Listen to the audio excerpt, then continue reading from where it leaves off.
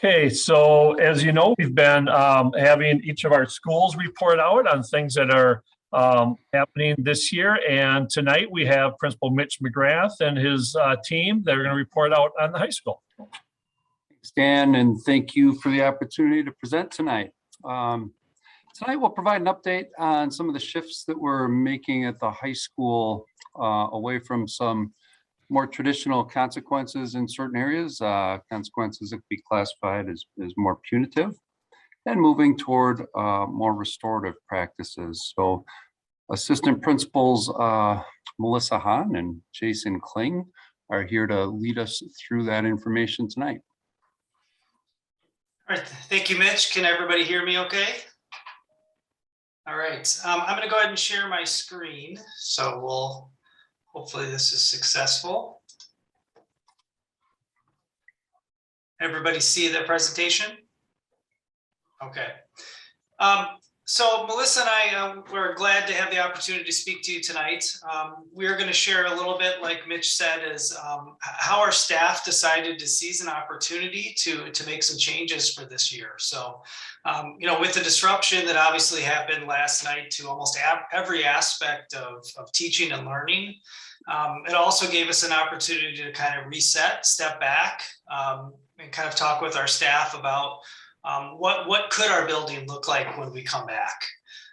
And so what we're going to talk about tonight is three things that are focused around restorative practices. So we'll first talk a little bit about the process that we took, the idea from inception to reality. So the spring and the summer and into this fall. So I will talk a little bit about that process. Melissa will talk a little bit about the product. So after all of our planning and meetings and pulling our staff together, we put some things in action. So we'll explain a little bit about how those have played out this school year.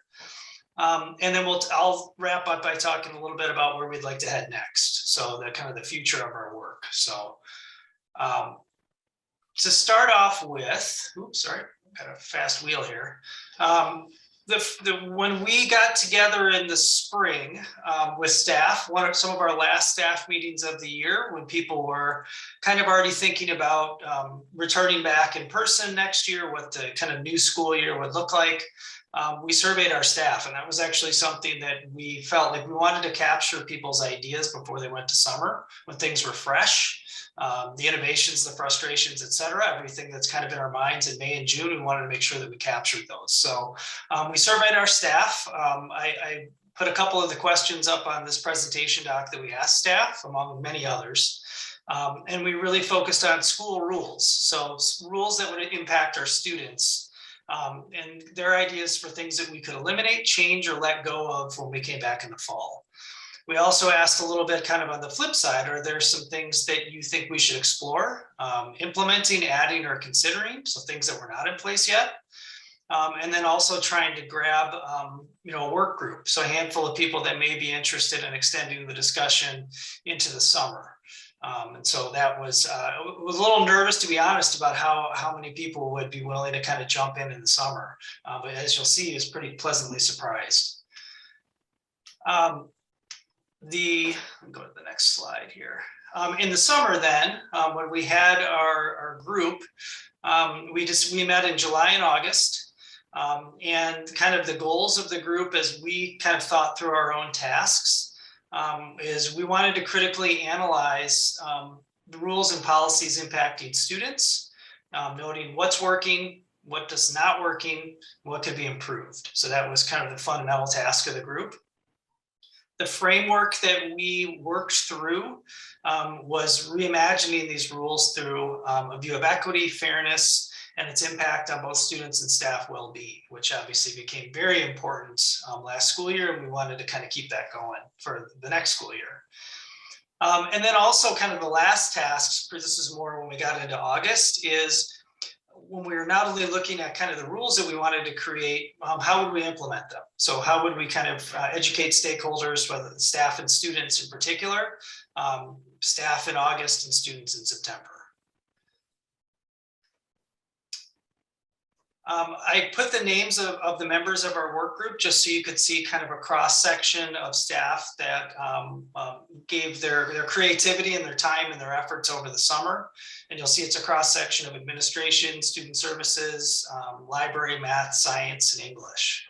And so that was kind of the group that all worked together. And I was pretty happy organically with how that worked with the different groups and their perspectives. And that process, so let's talk a little bit about kind of what happened in those meetings. We kind of focused on some of the adaptive schools definitions of dialogue versus discussion. So we kind of started with dialogue, moved into discussion. So a lot of throwing ideas on the table, a lot of looking at things from multiple sides, and then going, once we were able to do that, into some discussion to really determine kind of what this group wanted to tackle. The initial topics that the work group really wanted to focus on included, let's say, kind of day-to-day realities of our school. Things like, can students have backpacks? We knew that they did when we weren't using lockers. Okay, are we coming back? Are we using backpacks or not? We talked a little bit about cell phones. We had some conversations. They wanted to talk about dress code, hats and hoods, and then also some things that were a little more specific to behaviors that we were seeing. So academic honesty, tardies. We had some interest in talking about detentions just as a concept. And then also how restorative practices would look. The team also looked pretty critically at our student handbook as it existed in 1920 and kind of a truncated version of 2021. We also pulled some handbooks from 6 neighboring schools, just so kind of comparable schools, just to see kind of what else is out there, if there's some ideas that we might want to replicate or borrow from or see. And then what we ultimately did is we did kind of an exercise of narrowing, where we used the spend a buck routine, which some of you may have used before, where you have $1 and you break your cents up into where are you going to put your weight. So you're going to put 75 cents. I really think we should focus on tardies. I'm spending 75 cents of my dollar on that. And we kind of more accurately that way decided what we wanted to focus on. And so from that spend a buck exercise, the 4 that are listed there on the screen are the ones that ultimately the group was tasked with really looking at over the summer. So cell phones, tardies, academic honesty, and detention. We broke into some smaller groups to really kind of take a rule or take an area to do some research, to start crafting some language for our handbook, to start looking at implementation, how this might look for students and staff. That group then came back to the larger group. So kind of from back to that dialogue to discussion model again, getting whole group feedback, some brainstorming, some assistance on things they were stuck on. And then ultimately by the end, trying to decide how we wanted to embed this into our staff development in August for our adults. And kind of how we want to integrate that in advisory in those first couple of weeks in September. And then one of the last things I'll mention is just how that group kind of looks now. So summer ended, we kind of put some things in place. There was a team of us that decided we thought it was important to keep meeting and working, to assess things, to monitor, to adjust. And you can see 5 of that original work group meet. We meet about every 2 weeks or so, really just to kind of see how things are going. And Melissa will share some of the things that are going on right now to really kind of help that work move forward. And with that, I will turn it over to Melissa. Thank you, Jason. So as Jason mentioned, first we kind of did some work around rethinking detentions. And so as a group, we kind of had a consensus that detentions as they currently were being used or had been used previously weren't working in the sense that we were seeing like students repeatedly referred for the same types of behaviors without, a change or a different outcome as we were hoping. And also kind of this stigmatizing of students being assigned to a detention room, like that was the space that you went for it without addressing the root cause of behavior. So when students were previously assigned to detention, they went there essentially for an assigned time. They did not necessarily meet with a staff member or really talk about kind of the root of what happened in that behavior that landed them there. We talked a lot about holding students accountable, but also allowing, as I mentioned, that space for students to really reflect and then when necessary, repair that relationship, either with the staff member who had made the referral or potentially with a student if another student was involved in that. Obviously, the students are returning to their classes, right, and going to be working with their teachers throughout the semester, or in some cases for the entire year. And so we really wanted to make it a goal to repair that relationship so that successfully they could move on for the duration of the time that they would be working together. And just from a management standpoint, detentions were kind of clunky in that it was another thing that we were scheduling and asking for staff to help supervise in, and then trying to find people to cover it, or if we needed subs. So we kind of had two different spaces that needed to be staffed at the same time.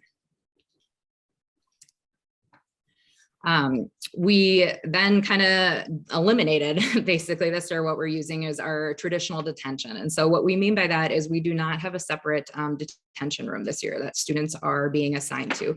Instead, if a student is assigned to some after school time, they are meeting in the library and they are there as a part of overtime. Overtime is available to any of our students at the high school. It runs in our library on Tuesdays, Wednesdays, and Thursdays. It is staffed by 2 staff members each night, and some students are assigned there to complete academic work or possibly makeup work. Some students just really like a quiet space to come and study and then get help if they do have questions on their homework after school. So for our students who were assigned to overtime, they were assigned to meet with a staff member and then participate in a restorative meeting. So in addition to the 2 staff members that we normally would have had, we took that 1 staff member that we were allocating to detention previously and added them to our overtime staff. What that meant is we then had 3 people in overtime, so they could serve any of our students who were there. If there were students there who needed to participate in a restorative meeting, they would meet with them for anywhere from 10 to 20 minutes to hold that meeting, and could then either work on that student with homework that they might have or work with other students who were in the library. So we did attach there for you to check out if you want. With our overtime supervisors for our restorative meetings, we did do a training where we met together and we provided them with a sample script. Many of our staff members who volunteered to do the restorative justice overtime that was assigned had some background. So whether it was a training that we had previously completed through the YWCA or a training in districts that they had been in previously. Seeing a question here. Oh, for Elizabeth. Jason, I think you've got the access right now if you can add or numbers. So you'll be able to see this sample script there. But basically it has that connector kind of opener, a get to know you, because sometimes a staff member would be meeting with a student that they had never had in class. So this was a first encounter. So we wanted to kind of connect with that relationship piece. And then together they worked through that sample meeting template. So in there, we asked students first to kind of recount or like retell, you know, what had happened or what had they experienced, what have they maybe thought about since the incident, what questions might they still have, or maybe resources that they might need. So it might have been skill-based. Maybe just at the time they didn't know how to handle something, so we would kind of talk students through that. Maybe they needed a resource or something of that nature. So we would document that as the facilitator of the conversation on that meeting template. We would set goals with the student for when, you know, that we would either communicate back to the teacher or what the student's follow-up would be. So if they were going to connect back with the teacher or we were going to have a conversation between the two, we would set kind of an agreed upon time and date for that. And then you'll let the teacher know the results of the meeting that we'd had with that student. For our tardies in here, our previous handbook rule stated that The first tardy in the class was a warning, and that every single tardy after that was an automatic 1-hour detention. So we really felt like, one, that was kind of a keeping track of nightmare, both for teachers and for students there. But two, it didn't really get to the cause of why some of our students might be struggling to get to school on time, that didn't take into factors that might have been out of their control. For example, transportation. So we kind of had the group consensus there that really we were assigning people per the policy, but not really having that conversation with the student of, why is this happening? You know, what do you need? How can we help you get here on time or hold you accountable to being on time? So with that, we decided to eliminate that mandated referral that every time after the second one, it was there. And instead, we kind of opened up teachers to having that conversation with the student. So if I had had a student who was tardy, you know, a few times to my class, the expectation was that the staff member was then having a conversation with the student about it before referring that behavior on. So we did give our staff members some stems here. One of our teacher leaders actually from that group came up with these. So just kind of flipping the script. So instead of saying, you know, like, why you're late and getting to that accusatory tone, just saying things, I've noticed like you've been tardy to class, or that this is happening. Is there something I can do to help? Is there, you know, talking to students about their routines before school? Is there something that, you know, they could do better through, or kind of reprioritize to get where they need to be? Also having teachers share with students why it is important to them that they're there in class, so that they can be there, be a part of the community, get the learning that they need to have as well. After a teacher had that conversation, that's when we did still allow teachers to put in behavior referrals in there. And that would then mean Jason or I was following up with that student, potentially in overtime, to having a further conversation, or else to facilitate a further conversation with the teacher. And then finally, the product for rethinking academic honesty. So in the 2021 school year, we did have an uptick in our academic dishonesty incidents. A lot of that was just, it was virtual by nature, right? And our students weren't in front of us. And so the product just looked a lot different, and how students were submitting and completing assessments was different. So the previous policy that we had, as you know, our grade books are divided into KNS and effort categories. Our KNS category, that if a student had an academic dishonesty infraction, the greatest they could earn up to was a 59% on the assignment. And that if it happened in an effort assignment, that automatically became a 0%. And so when our group met this summer, we really talked about that the act of cheating is really a behavior, and that we were penalizing the grade instead of helping a student work through that behavior that they had.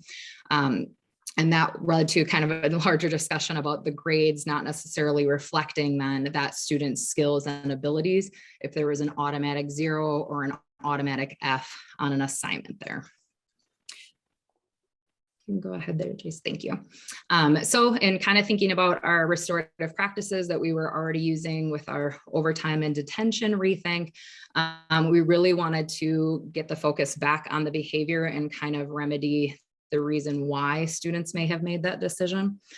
So for KNS violations, students are now assigned to a restorative meeting that takes place in overtime. And during that meeting, they do meet with a staff member, and they make a plan to kind of talk through what happened that led you to make this decision.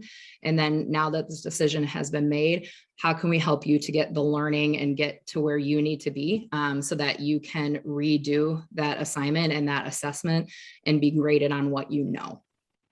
For our effort violations, teachers are handling those in the classroom, and that the first step is that they'll be given, or they have self-reflection sheets that are linked in here for students to complete. The student then connects back with their teacher, and after they've had a discussion together, the student can again redo that assignment for a no grade punishment. Some first quarter reflections. So obviously, as Jason talked about, these were changes that we talked through and made in the summer. So we're only almost 1.5 quarters in right now. So what seems to be working with these changes for students is one, kind of that elimination around the stigma of detention. Students have been very well integrated into overtime, and that shared staffing has also been helpful. Just having an extra staff member in there, the relationship building that's taken place. We've had several students who previously hadn't attended overtime, were assigned there to overtime, and then have since continued to voluntarily come or show up because they found that work time with a staff member beneficial. We've seen a bit of a shift for our students in some conversations around learning and grading versus behavior and punishment. So that's been kind of refreshing to hear some students be able to reflect on that. There's been problem solving. Our teachers, our student services members, everybody has been great around if when they're talking to students and the issue that comes up is something around transportation, excellent about reaching out to people in the building and trying to troubleshoot, if this is a transportation issue, how can we help remedy this for the situation for a student? And then again, that kind of change in perception or relationships with students and our staff and admin. So not necessarily seeing those referrals as like, I got you, or, time owed for this, but more of a, hey, we need to help you learn this material if it was academic honesty, or hold you accountable, for upholding the standards that we have about actions in our classrooms. For our staff members, some feedback that we've had, particularly for our staff that have led these conversations during overtime, is more meaningful opportunities to engage with students in those meetings and then making some personal connections. So again, sometimes it might be a student you don't even have in class. So then when you see them in the hallway again, or if they come into overtime again, you have that connection established. For our staff who have the RJ training and have been looking for different ways to use it, this has been a chance to kind of see what it might look like in their classrooms, but also applied to something outside of their classrooms. And then in addition, it's kind of reinforced some thinking around our work as a staff this year and reading, grading for equity in our book study this year, for our professional learning community and those conversations that we've been having.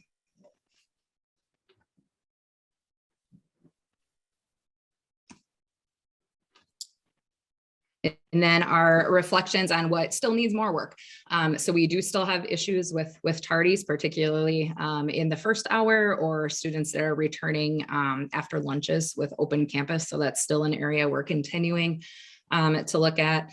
Staff are still obviously transitioning from the system of not relying necessarily on a traditional consequence and moving towards the new system. So some of that is just getting used to the new processes, the new forms or procedures, or, wait, how are we doing this again? And kind of referencing back or connecting with someone. We're still working on ways to make the process more streamlined and timely. So one thing that can be difficult is, overtime is offered at certain times of the week. So finding a right one that works for a student and a teacher, and then connecting back after the conversation. Those are not things that are happening typically within a day or two. Usually that follow-up is happening potentially a week later sometimes, or longer if there's an absence. And then we do still have a large number of students that are still just struggling socially, emotionally, behaviorally, and academically with that transition back to, either being in high school for the first time, or high school and in person, back to face-to-face instruction. So the very last part we'll share is just kind of where we hope to go. Some of the goals of our team that meets regularly. One of the things we talk about is just being able to expand training. So opportunities for our staff. So some of that being in-house, so either through our own professional development and our in-service days. Also hoping to repartner with the YWCA, who we've worked with for a number of years, and a lot of our staff have had some meaningful training with them. So we definitely like to reestablish that. Trying to expand student leadership opportunities. That's something that we've talked about as a group. We've had some success in the past. Obviously, things kind of fell off a little bit with COVID, but trying to jumpstart that again. Trying to improve the efficacy of our rules and policies. These are all new. So we're working out wrinkles, and your policies and rules are only as good as how well you implement them. And then something we talked about is continuing that cycle of the summer work group. So that was effective. So I can see us going forward with that next summer, is getting some people to kind of critically look at, all right, let's look at some of the things we implemented for this year, or things that we're interested in maybe trying, piloting, or changing, and kind of keeping that process going. So with that, I think Melissa and I are done with our spiel. We certainly can answer any questions that anyone have, and I will make sure to share access to those linked documents. I would just add that in closing, we're excited about the momentum that we have behind these changes and the work that's continuing to go on as we're going through the school year. I think if you look at the committee work last summer, we had a long list of items and discussion topics when we stepped back and asked those questions. And the process that Jason described, going through that process and kind of whittling down what we really want to focus on and dig into, so that we're not biting off more than we can chew, I think was really important. When we shift to restorative practices, it is more labor intensive, if you will. It's not simply here's a detention. Once it's done, it's done. As you could see with the systems that are being put in place, it involves more time and energy and fortunately a deeper connection with students. So I think we were strategic in the amount that we took on here for this first year. I do see your hand, Susan Flex. I'm going to just ask the question first. First, I want to say this is tremendous work that you've done throughout the summer. A lot of hard work and effort put towards, changing rules that were maybe not equitable for students. So I do appreciate all of that. And then also this presentation was extremely helpful. One of the questions that I do have, Melissa indicated, one of the issues that we're still facing is issues with academics, behaviors, and social emotional issues. What are we doing to kind of work on that? Because that is kind of a major issue. So what are we doing to kind of address that? Yeah, I can field that one, Lorene. So when that comes up, in a conversation that we're having with a student, and we kind of see that need, I can just speak to some conversations that I've had with students, but, kind of one of my next questions will be, what adults do you feel like you're connected to in the building, or who do you have connections with? And sometimes it's going to involve making that bridge for the student. So if they haven't connected with, their school counselor yet, for example, helping them to actually meet. So not just saying, go meet with your school counselor, but saying, hey, let's go tomorrow, or when do you have study hall and when can we do this? Or sending an email together, reaching out and kind of making that bridge. So I think it's just helping students to make that connection with which person, depending on what the issue is, may be able to support them in the building. And then if it seems to be something that we might need to pull more people in around, we are still having our student support team and our data team meetings at the high school, on kind of those 3-week intervals. So that would be a student that we would potentially, kind of add there, and then use a team kind of problem solving approach around. The things that we talked about at the start of the year and have hit on again as we've gone through the years, just meeting students where they're at academically and social emotionally this year, and being cognizant of that. And I think the sentence stems that Jason and Melissa and the committee put together are great examples of framing that. It's a conversation about a tardie, but how do we frame that with students in the most productive way, in a way that's going to build a relationship and continue that relationship? So things like that are very helpful examples. Thank you, Mitch and Melissa. Susan Fox? Well, thank you for that question. I was wondering that also, but I just want to applaud you for this work. I'm so all of these changes are really huge and much needed. They seem like such an improvement to me. I'm really just want to commend you for these the efforts and the ongoing work that it takes. They just make so much sense. So I'm just really happy that you've embraced this and are on this path to more restorative practices. So thank you. Elizabeth? Yeah, I want to echo that. This is incredible work. And in addition to sort of like the product components of it and all the things that were mentioned, I think something that is really easy to not see is what good, thoughtful implementation looks like. And like one of the fastest ways to my heart is through implementation science. And so you open with process and I was like, let's hear it. But I think the thoughtfulness by which your team got together and really thought through sort of broad strokes, kind of where are we noticing problems, and then like let's really hone in on what we want to do and think about what those strategies are, how we're going to provide professional learning to staff and to students, how we're going to continuously monitor that. That is not small work, and that is the work, right? Like anything that you want to implement has to be implemented in that way to be successful. And so I just really want to like underline, underscore, bold, exclamation point, like the implementation around this is incredible. And I echo the presentation. And I will say, if you guys have not thought about collecting your data and shopping this around at conferences, I think you should. I think other schools could really benefit from the thoughtfulness by which you've applied what really is a huge systems shift, right? I mean, it is not a small thing to be like, we don't do detentions anymore. Right? We look at tardies in a restorative way. I mean, those are not small tasks. And the fact that you've been able to take them on in such a positive and productive way, I think is incredible. And I just like want you to be proud and share it out loud, because all those 8 other neighboring schools whose handbooks you looked at, like you should call them back and be like, hey, let us tell you how we did here and give you some thoughts and feelings. So kudos there. 2 questions I have. One is around student feedback. So I saw the kind of idea around student leadership, which I appreciated seeing, but to what extent are we soliciting student feedback in? How does this feel for you? What are you noticing? Have their perceptions of school and discipline changed as a result of it? I think that's probably something that is up next, I would imagine. I mean, really what we're getting from students is anecdotal, right? So it's mostly in those meetings. It's been interesting for Melissa and I to note students that are like recidivism rates. So like, are we seeing the same kids assigned after school? We're really not. And I would say it's kind of tracking your relationships with those students or trying to look at, are these behaviors continuing or ending? But I would agree. I would think that that's something our group really should look at some point in the semester or the end of the year, particularly those kids that have been a part of those meetings, or the kids that have been in overtime, like Melissa mentioned. We do have students.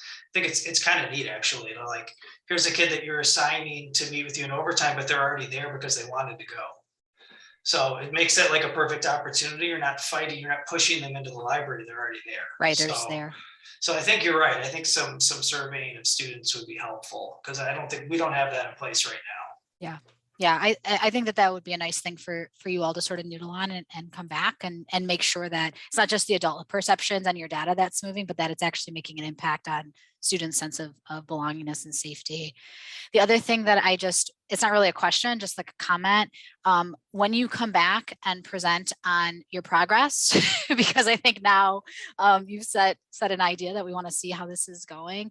Something I would love to see as we're moving along is some more specificity around who is accessing what components of these things, right? So, you know, obviously tardies are still a problem, but like, what does that actually look like kind of from a data perspective? Or when we're talking about academic honesty, sort of like, what is that really looking like? And just and it's really nascent now, so I didn't necessarily expect it, but I just think as we move forward to really start to be really clear about like what kinds of behaviors we're addressing and then what the movement looks like for each individual one.